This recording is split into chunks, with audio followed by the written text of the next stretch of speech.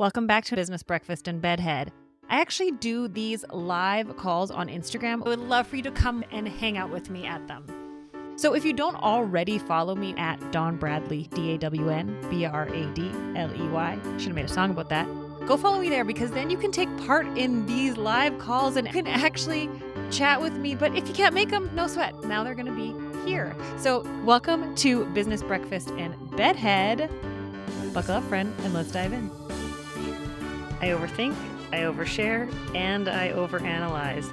So come explore with me as I chat about business, life, and relationships, all through the lens of an anxious creative. This is like the angle. I'm walking down to my office right now with I don't know if you can see, 3 drinks in hand. You can't. And I was like, I'm just going to go live before. Oh my gosh, my puppy's at the bottom of the stairs. So let's talk about emotional discounting. Let's talk about this angle first. If you didn't know how to double chin, there it is for you this morning. This could be a great cover photo. So I'm really excited to talk about emotional discounting because it seems to be an epidemic in the beauty industry, but in the service industry as a whole. I see copywriters doing this. I see everybody. Sorry, I just got a text from someone saying they just had a nervous poop, and that is like the best text. I love finding out other people nervous poop.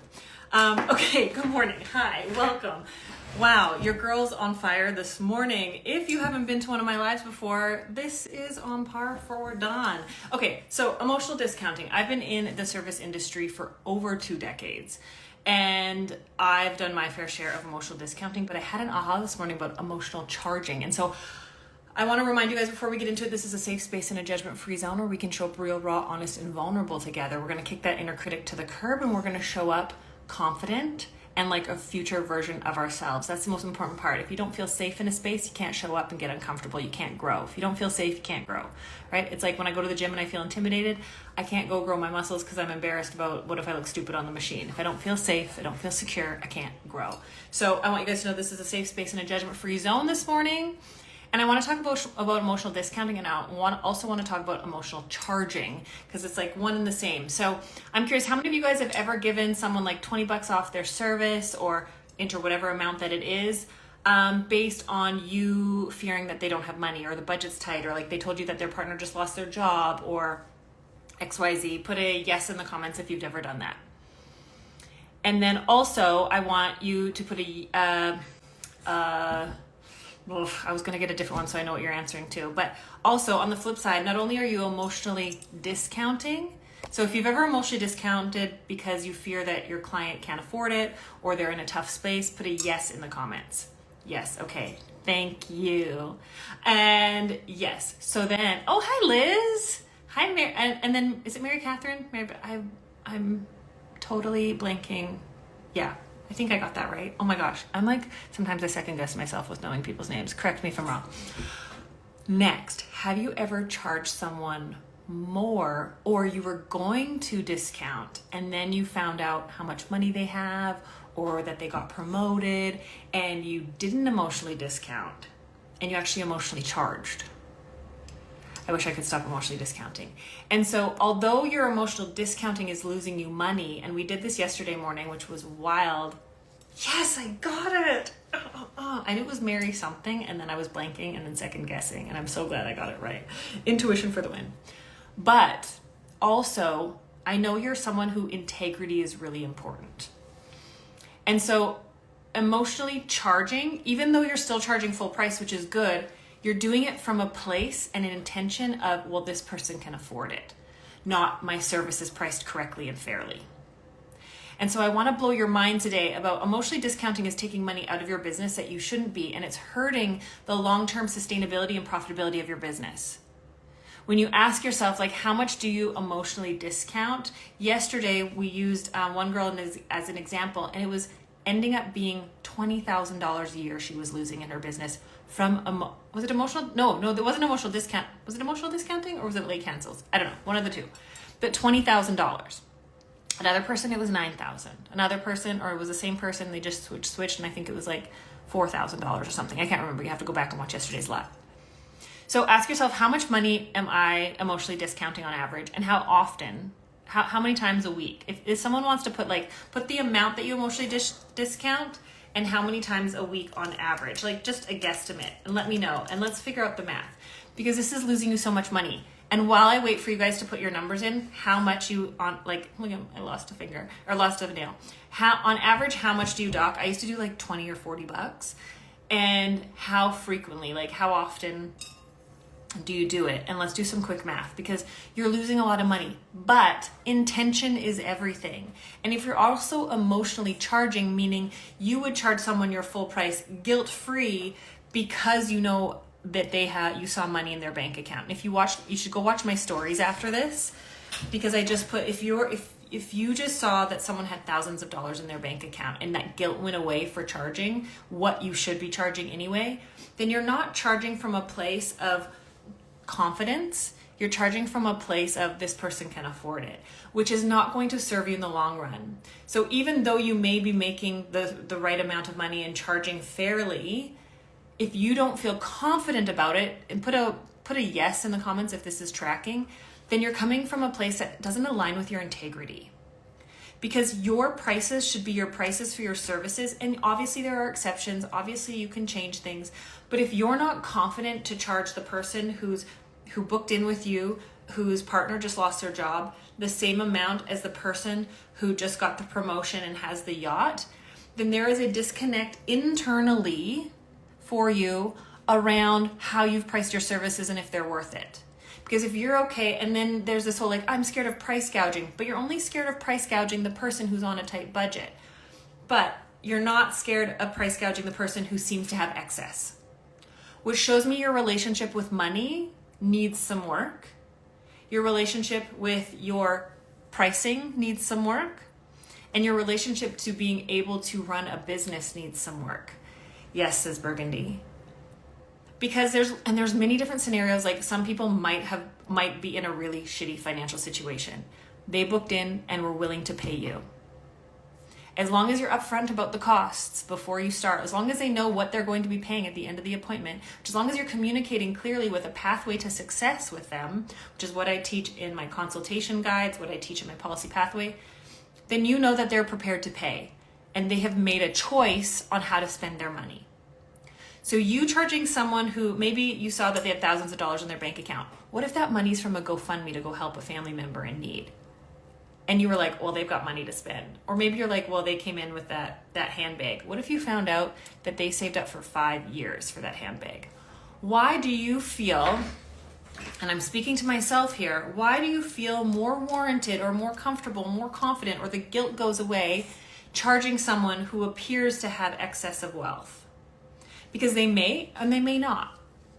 But how much money someone has laying around or how much wealth someone's accumulated has nothing to do with what your service is worth.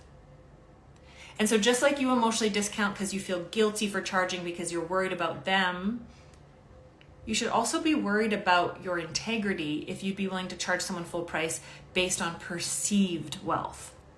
And like I said, they could have lots of money, but I've had clients who make minimum wage that still come and see me and pay my prices. And I've had clients who are millionaires that when I raise my prices chose not to come.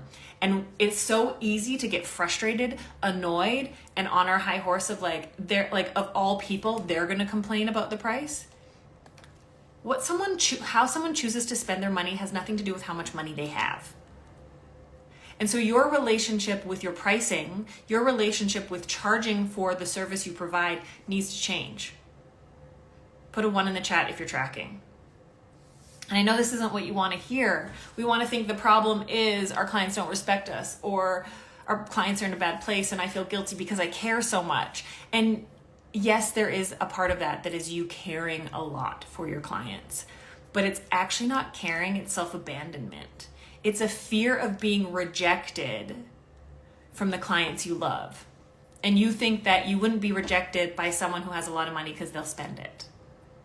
And so when you are perceived to be rejected by the client who has the money, when you raise your prices $10 and the millionaire client doesn't come back and says, like, I can't pay that, you feel even more rejected because you're like, they have the means, right? You're not actually caring for people, you're protecting yourself. You're protecting yourself from the possibility and the perceived rejection that you might experience if you were to charge full price. That's why you emotionally discount. You emotionally discount and you convince yourself it's from a place of compassion and care. That's the emotion. The real emotion is fear of rejection. If I charge them full price and they can't pay it, I'm going to feel like shit and they might be mad at me. And then if they're mad at me, then I'm going to be rejected. Right? And then all of a sudden, the person who you think has all this money, well, there's no way they'd reject me because they'll pay it. No problem. Your people pleasing, your emotional discounting is coming from a place of fear of rejection, fear of abandonment, fear of disconnection, fear of losing a client. It's not about care and compassion. You've convinced yourself it is. And then your integrity, you're out of alignment with your integrity if you're willing to charge someone full price. So there's a difference here, and you can see like it's like an energetic thing where it's not like you're confident with certain people and not others. Like if you're charging all your new clients your new pricing, but you're keeping all your previous clients on an old pricing because you're like, well, that's too uncomfortable to tell them, but the new client doesn't know any different, you're out of alignment with your integrity. And that's no good. That's not long-term, sustainable, profitable, success-driven business. Can you imagine your client refers a new client and is like, yeah, her prices are this. And then the new friend comes and is like, I paid something way different. And your client's like, oh, that's not what I pay. And then now all of a sudden you're trying to balance all these things. And it's because you're fear of losing clients. But if you are fully confident in what your pricing is and how to communicate it in a way that gets your clients on board, that fear goes away. But if you're actually afraid of rejection, you're afraid of being dismissed and it proving right this insecurity that you're not worth it. At the core of it all, you're afraid of being rejected because you're afraid that if someone rejects you, someone leaves you, someone stops coming to see you, or someone refuses to pay that much, that deep down there's this belief that I'm not worthy of charging, I'm not worthy of being successful, and you let that confirm it. Instead of, hey, this is above my budget, I'm not able to come, and knowing that you'll attract more of the right people. That's what my students inside the Client Magnet are learning right now. When you know how to communicate well, you're not scared of losing clients because you know you're going to attract the new ones. But you still will be scared of losing clients if you still are coming from a place of, I'm afraid of rejection because rejection equals me not worth it. I mean, that translates to relationships as well. If you're sticking in a bad relationship, a bad friendship, or a bad scenario, because you're afraid that if you leave or if it ends, it means you're not worth it. I know that feeling. I've been there before. And so I'm curious, what's been the number one aha this morning for you? This is a quick live because I have a call with my Client Magnet students right away, and we're going over some action-based stuff this morning for getting new clients and how to get fully booked in under 12 weeks. And I'm really, really excited because we're getting to the nitty-gritty of it this morning, and I cannot wait to do this call with them. But I want to know what's the biggest not emotionally discounting, yeah, and not emotionally charging, right? Wow, Burgundy's mind is blown this morning. I'm curious, Burgundy, what's the biggest thing that has, and for all of you that are here, what's the biggest takeaway that you're taking away from this call? Let me know.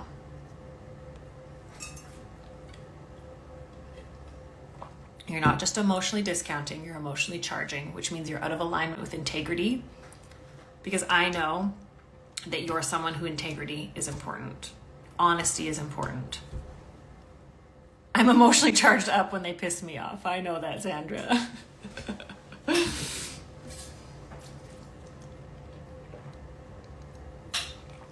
Anyone else? Okay, well, if that's it, that's the live for this morning. Quick and dirty for you. That if I'm emotionally charging or emotionally discounting, it comes from the same motive and it's not helpful towards the business. Fuck yeah.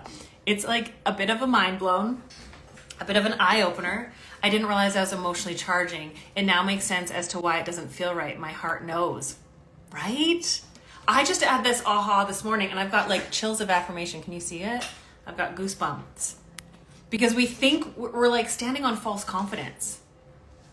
It's not real confidence, and we need to develop that confidence. And so I'm really excited because I'm going to be opening up You guys, I'm switching a lot of the way I do my education because these live containers are so amazing. The client magnet is unreal, and I've been wanting to restructure my education from a different perspective. And so I'm doing these live containers to rebuild the education that I've got. And so you want to stick around and keep your eyes open. And if anyone is in Rock Your Business, the alumni get special rates to come into these containers. And my policy pathway is going to be next, and it's going to be unreal. It's all going to be about teaching you how to develop the real confidence to implement, enforce, and follow through on your policies, your pricing, your schedule change, and how to communicate really, really effectively with your clients. It's going to be so amazing. If you want to know more, just shoot me a DM about the policy pathway, and I can get you in early. You'll have immediate access to all the previous lessons, as well as you'll get access to the community when we open it up. Okay, you guys have a wonderful day, and we'll talk to you soon. Till then, stay weird. Bye. Thank you so much for listening to the podcast and for tuning into Business Breakfast and Bedhead. Like I said, I would love for you to join me live on these over on Instagram. So once again, just look up Dawn Bradley and let's connect. Shoot me a DM, send me a screenshot, tag me in your stories of listening to this or what you took away from this. Those comments, that feedback really makes my day and helps me know that these things are landing and that you want to hear more. I do these lives and I do this podcast for you to help you, and your feedback means the world to me. And if you enjoyed this episode, help me spread the love. Share it with a friend, a coworker, family member, or leave a review. And make sure you subscribe so that you don't miss out on any future episodes. Thanks so much for being here, and we'll see you next time. Until then, friend, stay weird.